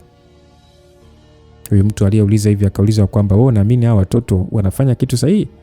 Jamaa akajibu, ukiwa na maana ya kitu gani ambacho ni sahihi sasa? Akajibu, mimi naona wanaweza kusababisha taharuki na vurugu tu ambazo hazina maana. Jamaa akasema, Jumapili, unajua mimi nakuheshimu sana ndugu yangu. Yaani watu wanakufa na watu wanauawa, alafu wanaodai haki unawaita waleta taharuki na wanasababisha vurugu. Hivi siku ukikuta mama yako mzazi anabakwa, una uhakika kwamba unaweza kuja kuongea utumbo kama huu ambao unaongea hapo sasa hivi? Yule jamaa anaitwa Jumapili akajibu, hata kama bado hao hawana nguvu ya kufika popote kwa sababu hakuna msaada ambao wataupata mahali popote. Jamaa akamwambia, sikia, hawa vijana hawana tofauti na mtu ambaye amebakwa. Akiwa anaelezea uchungu ambao anapitia, huwezi kumuelewa mpaka mkute mtu wa karibu yako ndipo utaelewa. Ubani kwamba mambo ambayo hawa wanazungumzia ni yale ambayo yanamkuta kila mtu. Kwa sasa unaona kama kila mtu kalala, ila watu sio wajinga, wanaona jinsi hali inavyokuwa inazidi kuwa mbaya, na kwa aina hii ya viongozi wa jeuri ambao tunao, niamini mimi kuna siku hawa watu uvumilivu utawashinda. Na ikija kutokea tukafikia huko, hakuna aina yoyote ya silaha inaweza kuja kuwazuia hawa wananchi. Hivyo serikali inatakiwa kujitafakari mapema sana kwa hili ambalo limetokea. Unajua kuna siku atakumbuka kulala wakati kumekucha. Hakuna mtu ambaye atakuwa mpole tena, na ni vibaya zaidi kama kuna siku mwananchi ama wananchi watakuja kufanikiwa kushika silaha, kwa sababu ndio unaweza kuja kuwa mwisho wa hii serikali. Yule Jumapili akasema, kwa ndugu yangu unanitisha ama? Akasema, hapana, wewe jitahidi tuwe na akili. Usiwe mtumwa wa akili kila siku bwana kusifia tu na kuwapamba viongozi ambao wanakukumbuka tu siku wakiona unawafaa, na baada ya hapo hawana muda na wewe tena. Angalia uzao wako usije kuwa mzee mpumbavu zaidi kwa kuishi hapa duniani bana. Msikilizaji, hawa ni wazee wawili kwenye kijiwe cha kahawa, walikuwa wenyewe wakipiga soga, lakini yule muuzaji alionekana kuwa kilaza mpaka mwenzake alipomaliza kumpatia somo aliamua kuondoka na kumwacha pale. Sasa yalipita masaa 10 tangu wawili wale waweze kufanya mazungumzo, na ndipo vijana wale wakaingia mtaani kufanya maandamano. Lakini walipotea saa moja baadaye, tena ghafla tu, na kupotea kwao kulizua taharuki kwenye jamii na kwenye mitandao. Watu wakaanza kuuliza ni wapi ambako walikuwepo wale vijana. Watu walienda kutafuta kwenye sehemu ambayo mara nyingi kulikuwa na makutano yao wakiwa wanahitaji kuzungumzia jambo fulani, na muda ule wanaingia mtaani walisisitiza kabisa walikuwa wanaingia kwa njia ya amani kuhakikisha kwamba serikali inawasikiliza na kujua vijana wanataka nini. Hakukuwa na taarifa yoyote mpaka pale ambapo video moja fupi ilivuja kutoka kwa mtu asiyejulikana ambaye alidai vijana wale walikuwa wameshikiliwa na jeshi la polisi, ila hawakupelekwa polisi bali waliuawa wote kwa kupigwa risasi, na bwana huyu alielekeza mahali ambako alihisi walikuwa wamezikwa. Jambo hilo lilizua migogoro mikubwa ambapo wananchi waliingia mtaani kwa hasira wakihitaji wahusika kuweza kuwajibishwa na ikiwezekana IGP ajitoe kwenye nafasi yake, kwani alionekana kuiweza kazi yake. Hata hivyo wananchi walitulizwa kwa mitutu na bunduki, wakiambiwa walitakiwa kuwa watulivu, waliache jeshi la polisi lifanye kazi yake ya uchunguzi. Wote walijua huo ni utapeli tu, hivyo watu wakaenda hiyo sehemu ambayo ilidaiwa kufukiwa miili ya vijana hao na kuikuta kweli. Watu walichafukwa ambapo walivamia vituo kadhaa vya polisi na kuua askari 12, hali ambayo sasa ilikuwa inaenda kuliingiza taifa sehemu mbaya zaidi. Ikalazimika jeshi kuingia mtaani na kutuliza hali ile. Sasa usiku wa siku hiyo, yale yote ambayo yalitokea, viongozi wakubwa hakuna hata mmoja ambaye alikuwa ametoa taarifa yote. Hakuna ambaye alionekana kujali kwa yale yote ambayo yalikuwa yakiendelea. IGP kama hakuwa yeye vile, alikuwa nyumbani kwake akiwa anafurahia maisha na watoto wake na mkewe. Ni kama yale ambayo yalikuwa yanatokea hayakuwa kimuhusu, hivyo hakuwa na papara wala haraka ya kitu chochote. Akiwa ametulia anakula upepo tu sehemu hiyo bwana, alisikia ni kama mlio wa risasi, ambapo alishtuka na kuitaka familia yake ipandishe juu ya ghorofa mahali ambako kungekuwa salama. Alivuta bastola yake na kwenda mpaka nje, ambako alishangazwa na hali ambayo alikutana nayo. Walinzi wake 15 walikuwa wamekufa kikatili mno. Baadhi walikufa kwa risasi na wengine walikufa kwa kuchinjwa. Alikimbilia nyuma ambako nako kulikuwa na walinzi 5. Nao hawakuwa hai, vichwa vyao vilipasuliwa vibaya sana. Hapo ndipo akili irudi, kama mtu huyo alikuwa ameua walinzi wote, maana yake alikuwa ndani kwa wakati huo, Ikamlazimu sasa kuanza kukimbia kurudi wapi? Kurudi ndani ili kuiwahi familia yake. Alipandisha ngazi kama mtu ambaye alikuwa amechanganyikiwa, ila alisita kwa sababu ule mlango ulikuwa wazi. Aliingia akiwa na hema. Alikuta familia yake ikiwa salama, lakini upande wa pili kulikuwa na sofa ambalo alikalia bwana mmoja, huku bastola yake akiwa amenyoshea upande ambao ilikuwepo familia ya IGP. Hey, tumekutana tena. Sikuwa na mpango wa mimi na wewe kuishia hapa, lakini umenifanya nisione chaguo bwana IGP. Wewe kambali na familia yangu wewe. Hivyo ndivyo baadhi ya watu maskini huwa wanakuambia ukae mbali na familia zao, lakini je, umewahi kuwasikiliza ama kuzijali sauti zao ambazo zinatia huruma kwenye hilo? Unajua mimi nitakupiga risasi wewe. Utapiga na mimi nitapiga. Hiyo risasi najua itanipata, ila sijajua ni wapi, kwani naweza kuikwepa ikanipiga hata kwenye bega. Ila sina imani kama nikipiga risasi 3 mfulizo kuna mtu, yani kuna ambayo itaenda pembeni. Kwa hiyo kabla ya kuanza kunitishia, tupa mbali bastola yako hiyo. IGP alimeza mate na kuiangalia familia yake, ambapo hakuwa na namna zaidi ya kuirushia pembeni, ambapo yule bwana alifuata na kuiokota. Alimpiga risasi 2 IGP kwenye magoti, akadondoka chini akiwa anapiga kelele za maumivu. Alimwangalia tena usoni, kisha akiwa anamwangalia alipiga risasi nyingi sana ule upande ambao familia IGP ilikuwepo. IGP alipiga makelele mengi kulaani kitu kile, ila hakuweza. Familia yake ilikufa yote mbele yake kikatili sana, tena bila msaada wote. IGP alisema, mshenzi mkubwa wewe, sitakuacha hata siku moja. Haijalishi wewe ni mko wa rais au utakuwa wapi, lazima tu nitakutafuta na kuja kukuua kwa mkono wangu mwenyewe. Kwa hiyo unafikiria kwamba utakuja, yaani unawaza kwamba hilo linaweza likawezekana? Hilo lingewezekana kama ungefanikisha kuishi leo bwana IGP. Ila leo mimi lazima nikuue wewe. Aliongea akiwa anamsogelea pale ambapo alikuwepo, huku sasa akibeba kisu ambacho kilikuwa kinavuja damu mezani. Alichuchumaa mahali ambapo IGP alikuwa analia mpaka udendo unamtoka. Leo vijana wasio na hatia 100 ambao walikuwa wanapigania haki zao za msingi umeamua kuwaua. Umeua kwa sababu umepewa amri kutoka kwa bosi wako ambaye anapenda kila mtu ampambe na kumsifia. Na wewe bila kuwaza mara mbili wala hata kumshauri bosi wako, kweli ukaamua kuwaua wale vijana. Tena hata pole hujatoa. Kwa amri yako umeamua kuua vijana ambao huenda miongoni mwao alikuwepo rais wa miaka 20 ijayo. Na wewe sasa hivi unaanza kujifanya unasikia uchungu kuhusu familia yako, ha? Kama one IGP. Vipi? Huamini kinachoendelea, ha? Ungeniua tu mimi, familia yangu haina uhusika wote kwenye haya mambo. Hawakuwa wanajua lolote lile. Sasa kwa nini uwafanyie haya? Kwani wewe umeua watoto wa watu wangapi? Umetoka kuua vijana 100 leo, alafu unaongea kuhusu familia yako kutokuhusika? Ni wewe umekuwa ukipotezesha watu, alafu baadaye unakuja kujibu jeuri kwenye mitandao ya kijamii na vyombo vya habari. Watu wakiwa wanaelezea uchungu ambao wanaupata kwa kupoteza wapendwa wao. Kumbe na wewe unaumia mheshimiwa, IGP hakuwa yeye tena msikilizaji. Alibaki kama mtu ambaye akili zilikuwa zinamhama. Ikalazimu sasa kumpiga risasi moja ya kwenye paja ambayo ni kama ilimzindua. Hivi mimi unanifahamu hata kwa jina bwana IGP? Hapana sikufahamu. Unahisi kwa nini? Kwa sababu sikuwahi kukuona kabla. Nisikilize. Kuna watu ukiona wanaishi maisha kama yangu, usijaribu kwanza kuwafukunyua. Waache wao hivyo hivyo kwa usalama wao wote. Siku zote ulikuwa ukiamini rais atakulinda, lakini leo yuko wapi? Ulikuwa unahisi jeshi la polisi litakulinda, ila muda huu polisi wapo kwenye vitanda vyao na wapenda wao mpaka kesho, ambapo itawalazimu kuamka wakiwa wamefura kwa hasira na kuanza kukamata watu baada ya kifo chako na kutoa vitisho vikali. Ila hilo halitafanyika kwa sababu nitampatia taarifa rais ya kutokufanya upuuzi kama huo. Kama akibisha, basi ushahidi wa ushenzi wake utaanza kuwekwa wazi juu ya yale yote ambayo ameyafanya na kuwafanyia watu wengine bila hata huruma.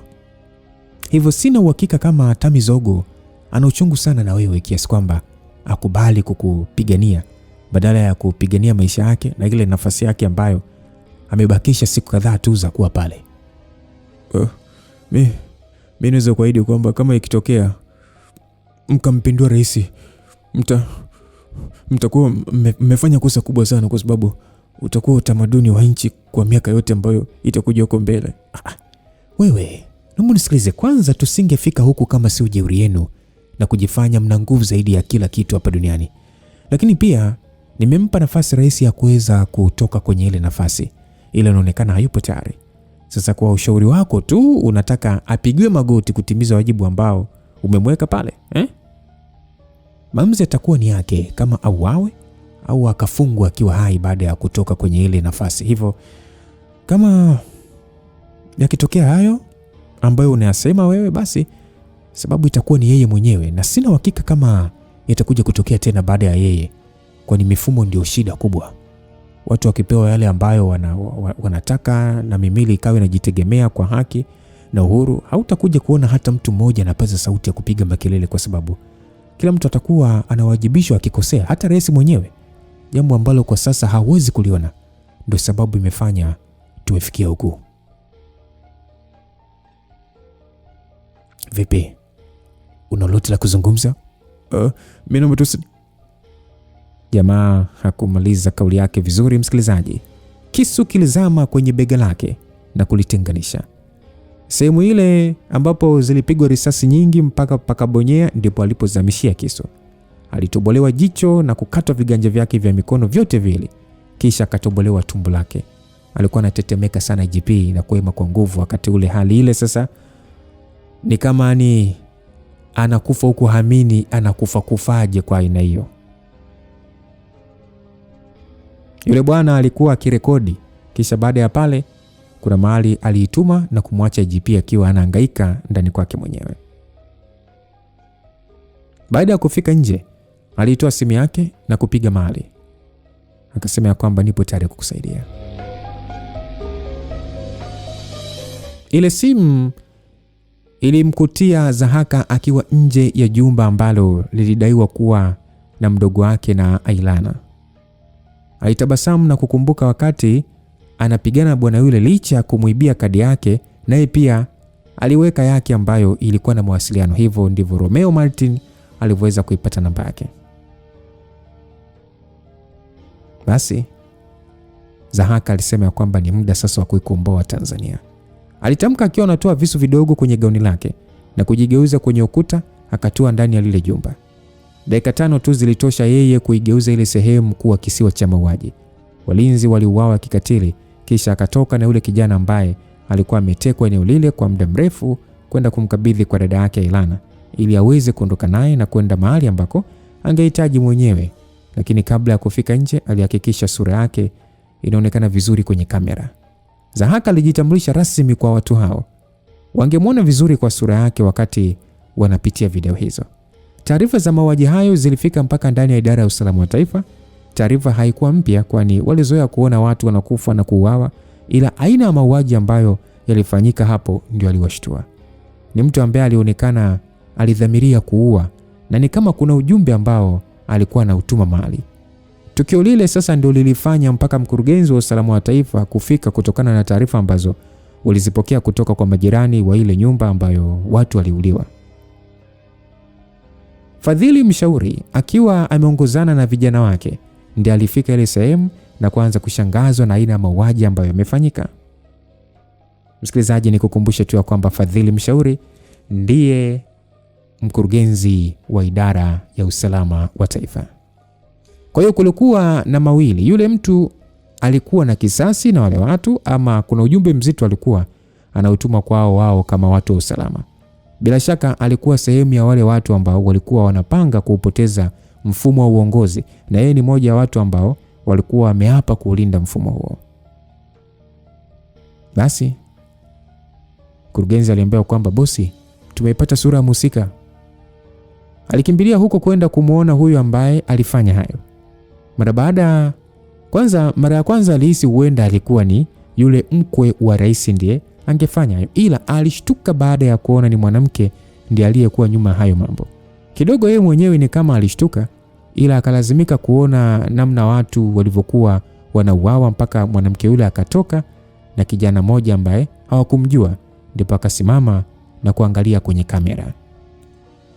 Basi mkurugenzi akaambiwa kwamba hii nyumba ni ya Yona Youngson boss. Mkurugenzi akasema huyu kwenye mfumo wetu si bado yupo? Akajibiwa ndio. Mkurugenzi akasema yule bwana mdogo ni nani? Akajibiwa nadhani alikuwa akimshikilia. Akauliza kwa nini? Jamaa akajibiwa ni moja ya njia ambazo alikuwa anazitumia kuwapata watu ambao walikuwa akihitaji taarifa kwao. Mkurugenzi akasema kwa maana hiyo huenda kuna mtu alikuwa anamuzia taarifa sio? Akajibiwa ndio. Mkurugenzi akauliza na huyu mwanamke ni nani? Mkurugenzi ndio mara ya kwanza kumuona, tumeangalia kuna taarifa zote ambazo zinaendana na hiyo sura. Ina maana hajawahi kupiga picha hata moja, hivyo anaishi kama vile hayupo. Huyu ni muuaji bwana, na alikuwa anajaribu kutuonyesha sura yake ikiwa ni taarifa kwamba ameamua kujitokeza mwenyewe. Kwa hiyo nataka kuniambia kwamba huyu naye ni sehemu ya hao watu? Ndio boss, lazima itakuwa hivyo. Kwamba wana watu wana uwezo hatari namna hii. Inaonekana sio jambo la kubatisha hili. Hao watu wamekaa kwa muda mrefu na kuandaa huu mpango. Hivyo kila ambacho kinatokea kilipangwa kutokea tangu zamani. Sawa, muda huu nahitaji kila mtu achimbe juu ya huu mwanamke ni nani. Mimi naenda kuwasiliana na rais, anatakiwa kumkamata kaka wa Jennifer hata kama hataki, kwa sababu naona kama rais anaenda kupoteza nafasi yake asipojiangalia. Sawa boss. Mkurugenzi alitoka nje akiwa anakimbilia ili sasa ampigie simu bosi wake kumpatia hizo taarifa na mambo ambayo alitakiwa kuyafanya kwa wakati huo. Alisimama karibu na bwawa la kuogelea, akaishika simu yake na kumpigia rais, ambapo iliita kidogo na kupokelewa. Ila kabla hajaongea neno lolote, aliachia ile simu ambayo iliangukia kwenye maji. Na yeye mwenyewe akafuata kwenye maji, huku damu ikianza kusambaa kwenye bwawa hilo. Ule muda ambao alipokea simu, kuna risasi ilipita katikati ya paji lake la uso, ikatoboa mpaka nyuma, ikapotelea ndani ya nyumba. Mkurugenzi wa usalama wa taifa hakuwa na maisha mpaka muda ule, hali iliyopelekea vijana wake kwenda kumsaidia, huku wengine wakianza kupiga hesabu mahali ambapo alikuwepo mdunguaji, ila kwa wakati ule ilikuwa ni ngumu kutambulika. Kwenye nyumba moja ambayo ilikuwa mita 300 kutoka hapo, Zaka alionekana kwenye balkoni ya nyumba hiyo akiwa anayefunga silaha ya masafa marefu na kumpatia kijana wake. Hakutaka hata kuhakiki kama mkurugenzi alikuwa kafa. Alitambua hawezi kupona hata kama angepelekwa kwenye hospitali gani, asingeweza kupona. Sasa ndani ya ikulu, rais alipokea video ya mauaji ya IGP na familia yake. Watu hawa waliuawa kikatili mno, mpaka yeye mwenyewe akawa sasa anaangalia huko sasa akiwa anasisimko na hali ilivyokuwa inaendelea. Ile hali ilikuwa ni ishara mbaya sana. Alikuwa kijiamini, ila ilimtisha na ikamlazimu kumuita Zahiri Kifaru, ambaye naye aliangalia ile video mpaka mwisho, kisha akamgeukia mheshimiwa akamuuliza kwamba umejua ni nani kafanya haya? Msikilizaji, kama utakuwa umesahau, Zahiri Kifaru ndiye mkuu wa majeshi. Sasa rais akajibu ya kwamba hapana, video zote zimebebwa, ila nimetumiwa tu hiyo video kutoka kwa mtu ambaye bila shaka alirekodi baada ya kumaliza kufanya ushenzi. Bwana Zahiri akauliza kwamba umetumiwa kwenye namba yako binafsi au ya ikulu? Rais akajibu kwenye barua pepe ikulu.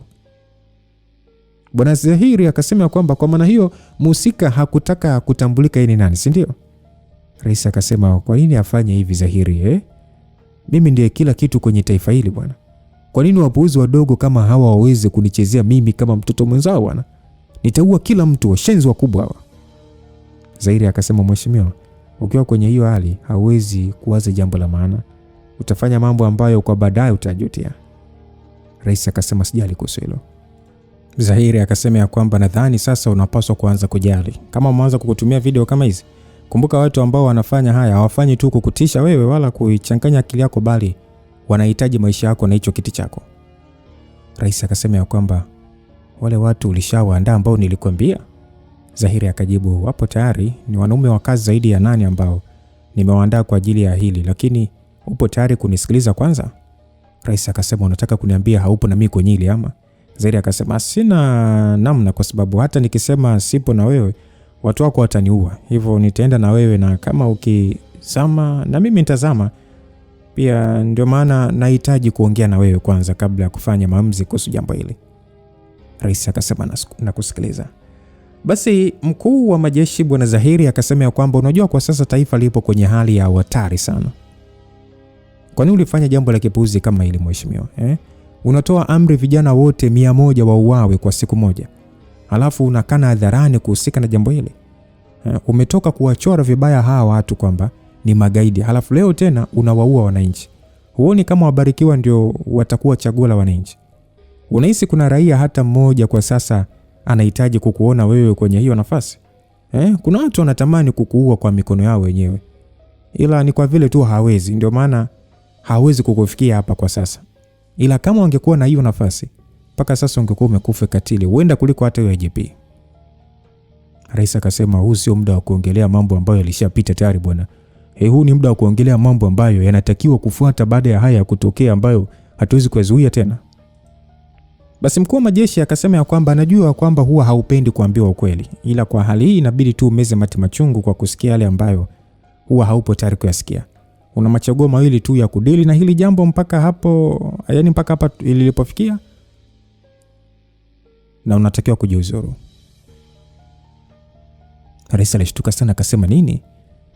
Mkuu wa majeshi akasema hilo ndio jambo rahisi zaidi ambalo linaweza kulimaliza hili kwa amani.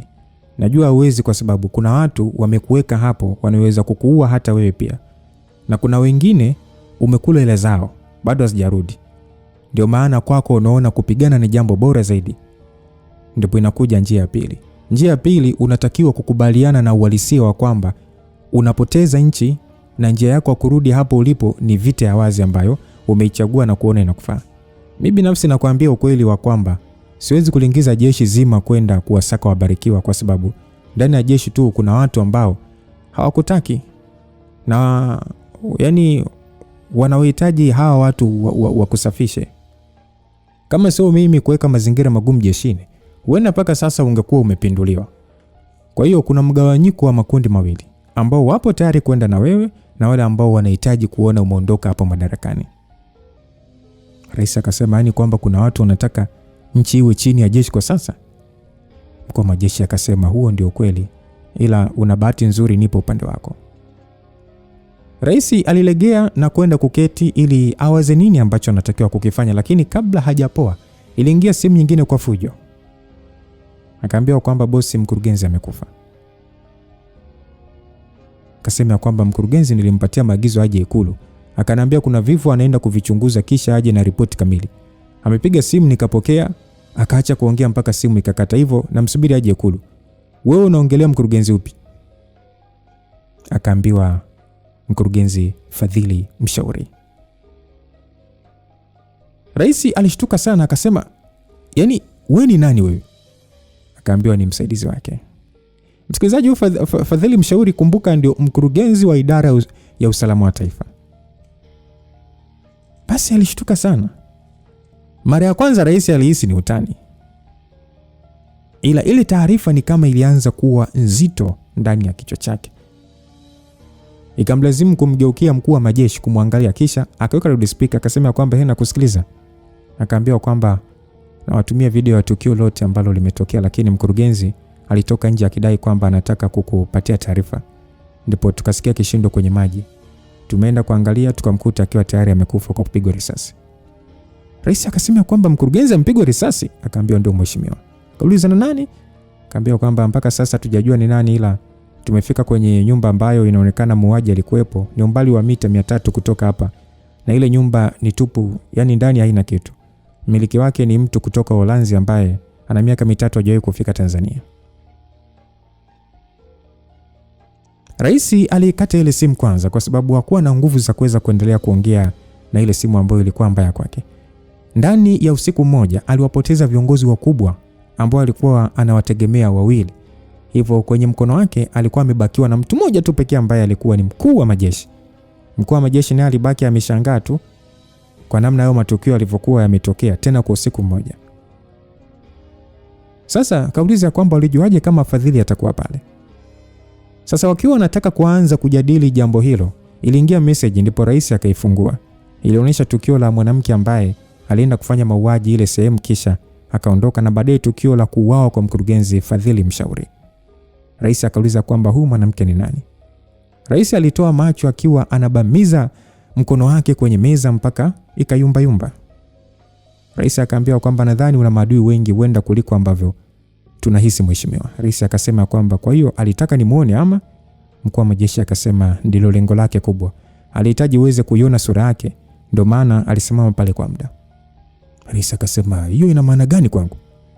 Mkuu wa majeshi akasema alikuwa mafichoni na sasa anarudi kukutafuta. Rais alitukana sana, akasema mimi ndiye kila kitu kwenye hili taifa. Hakuna mtu hata mmoja ambaye anaweza kuja kuniletea hii jeuri. Huyu binti anataka atafute, yani hivi anataka atafute kwa njia ipi, yani ili aonekane kwamba yeye sasa anatoa maagizo. Nataka atafute kwa gharama yote ambayo itakuja mbele yangu. Na sitaki mtu yote aweze kumuua kwa sababu namhitaji mwenyewe. Namhitaji kwenye mkono wangu. Nataka niambie yeye ni nani na anajiamini nini kufanya mambo kama hayo ya kunitisha mimi. Mkuu wa majeshi akasema na huyu ndiye kamuua Fadhili.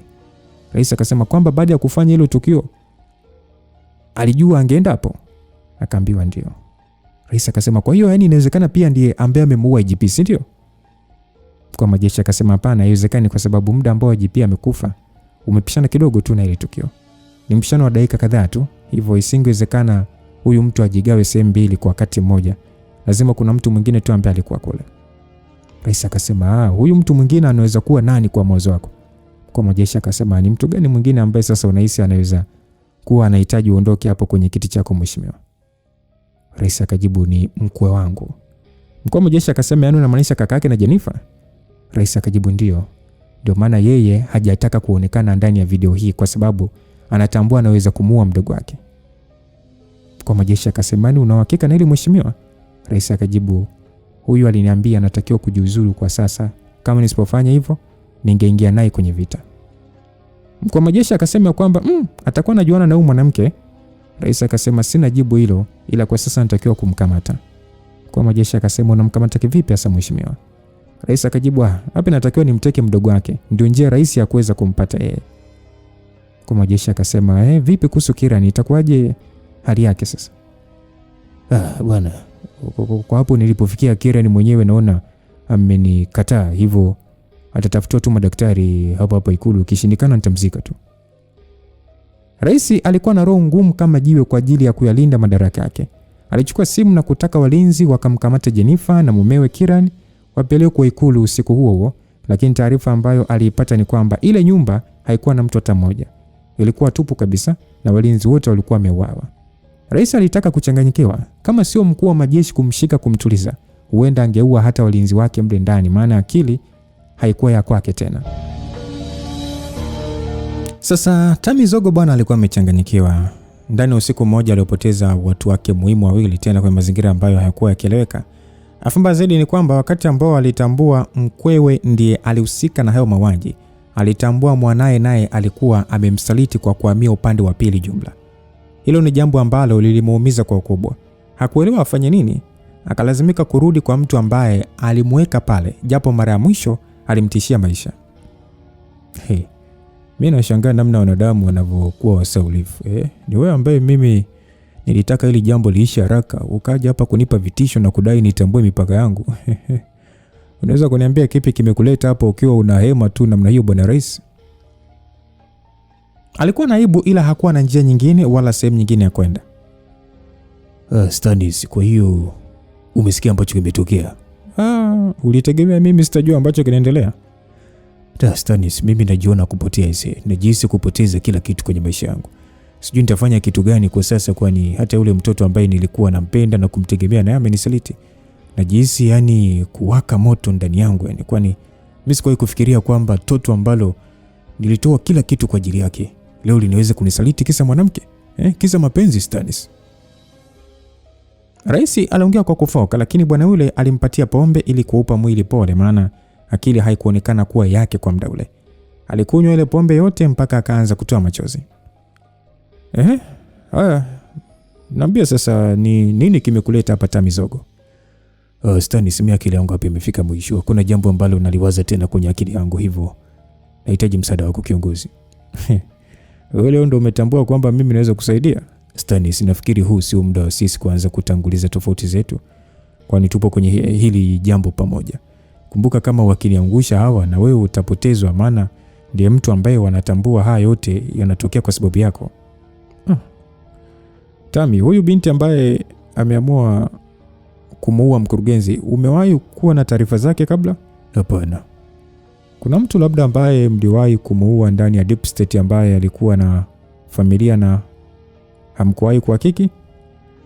Unahisi kwamba wazazi wake wanaweza kuwa walikuwepo kwenye wale watu? Wewe unahisi huyu anatokea wapi?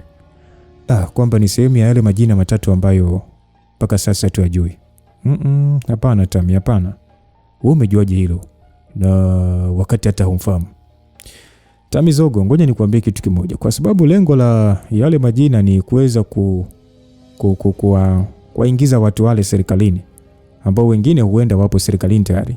Hivyo singewezekana aingizwe mtu ambaye hajulikani kama yule, tena binti mdogo namna ile. Stanis, hiyo inaelezea kitu gani? Huenda huyu ndiye kiongozi wa hao watu. Kina nani wabarikiwa? Ndio. Stanis, ile jambo bwana haliwezi kuwa kweli.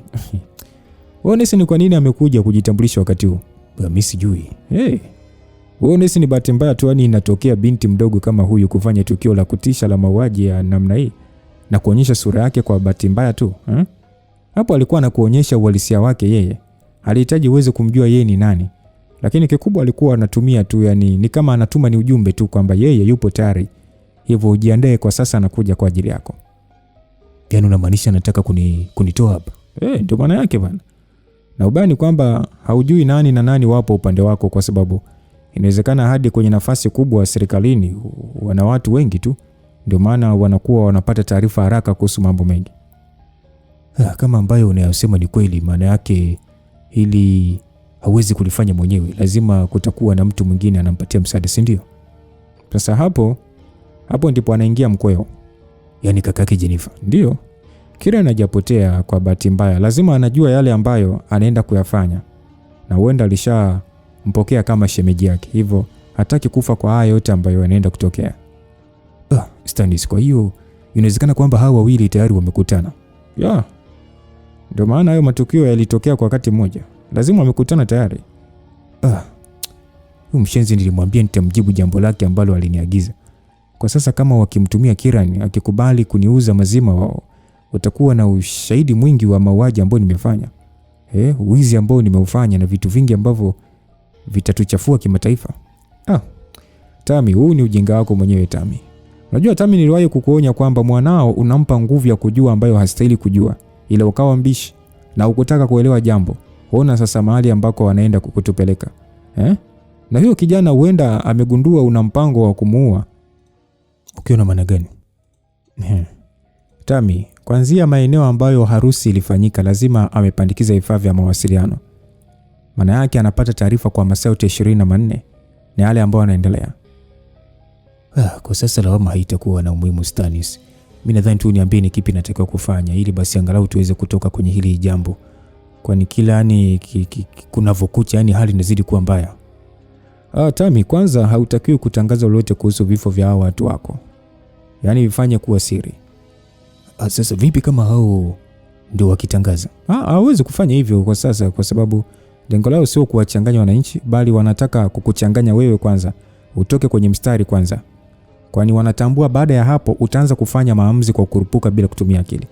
Alafu pili, mwanasheria mkuu ambaye umemlea kwa muda mrefu inawezekana anahusika na hili, kwa sababu tangu aongelee mambo ya kuuawa kwa mwanao, mambo mengi yanatokea na anaonekana kama anahusika kwenye hili. Yaani ni kama haeleweki vile. Mkamate umtese mpaka aweze kuongea ukweli. Anajua nini na nini, kisha baada ya hapo inabakia kazi moja tu ambayo hata wao hawataitegemea. Nakusikiliza bwana Stanis. Rais aligeuka kuwa kama mtoto mdogo ambaye alikuwa anategemea miujiza ili kuweza kujitoa kwenye ile hali. Stanis akasema kwamba unatakiwa kulipua makao makuu yao. Yaani unataka uniambia unajua ni wapi ambako kuna makao makuu yao? Ndio. Unahisi mimi nimelishika hili taifa kwa muda mrefu kwa bahati? Mimi wanahakikisha nakuwa na taarifa sahihi za mambo ambayo naenda kuyafanya. Ndipo ushindi mkubwa ulipo bwana Tami. Haukuwahi kuniambia jambo hili Stanis. Sasa wewe unapenda kurupuka, Sikiliza, yani siku hizi lazima ungekuwa umefanya jambo la ovyo kama ungekuwa unajua kuhusu hilo. Sasa kwa nini mpaka sasa bwana ukuwahi kulipua sehemu hiyo? Si ni kwa sababu ningewaamsha. Lengo kubwa lilikuwa kuwaua hawa. Lengo lilikuwa ni kumtambua kiongozi wao kwanza. Huyu anaweza kutengeneza watu wengine.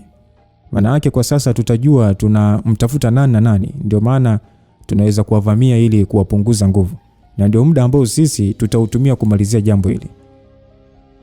Ni wazo zuri Stannis, ila huyu mko wangu huyu tunampataje sasa na kumfahamu vizuri? Mimi sio mjinga kama wewe Tami.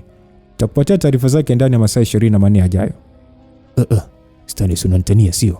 Wewe nenda tu kamalizane na mwanasheria mkuu. Huko kuna kobakia wewe niachie mimi. Ni nani sasa ambaye ataenda kuvamia kwenye hayo makao makuu? Wewe uliniambia una kikosi mkuu wa majeshi amekiandaa. Nataka nikitumie hicho.